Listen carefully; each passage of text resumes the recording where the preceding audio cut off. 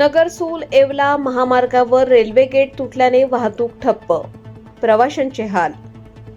नाशिक जिल्ह्यातील नगरसूल येवला महामार्गावर अज्ञात वाहनाच्या धडकेने रेल्वे गेट तुटल्याची घटना घडली असून त्यामुळे या मार्गावरील वाहतूक पूर्णपणे विस्कळीत झाली आहे।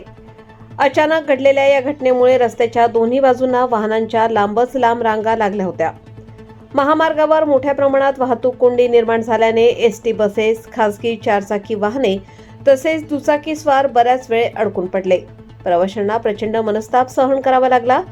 काही प्रवाशांनी पर्यायी मार्गाचा अवलंब केला तर अनेकांना तात्कळत उभे राहावे लागले। स्थानिक रेल्वे प्रशासनाकडून तुटलेल्या गेटची दुरुस्ती युद्धपातळीवर सुरू करण्यात आली असून वाहतूक लवकरात लवकर पूर्ववत करण्यासाठी प्रयत्न सुरू आहेत। दरम्यान वाहन चालकांनी पर्यायी मार्गाचा वापर करावा असे आवाहन रेल्वे प्रशासनाने केले आहे। या घटनेमुळे येवला नगरसूल मार्गावरील सुरक्षेबाबत प्रश्नचिन्ह उपस्थित होत असून संबंधित अज्ञात वाहनाचा शोध घेण्याचे काम सुरू आहे।